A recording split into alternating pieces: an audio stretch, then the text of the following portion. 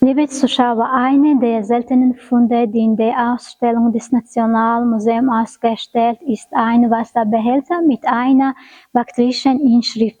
Sie gilt als eine der wichtigsten historischen Entdeckungen und hat eine wissenschaftliche von großer Bedeutung von Weltrang.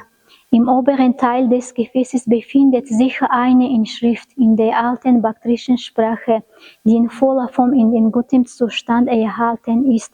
Diese Inschrift wurde nach den von den Erforschungen von den weltbekannten Handschriftexperten Sims Williams und Joe Cribb übersetzt und gelesen, wie lautet: Das ist der Wasserkrug von Frau Sacken.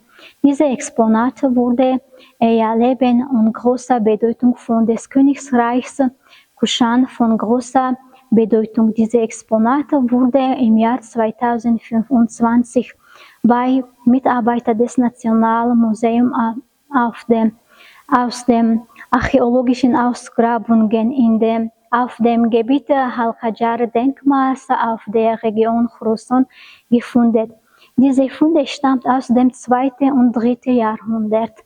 Liebe Besucher, wenn Sie mehr über diese Exponate erfahren möchten, dann willkommen im Nationalmuseum.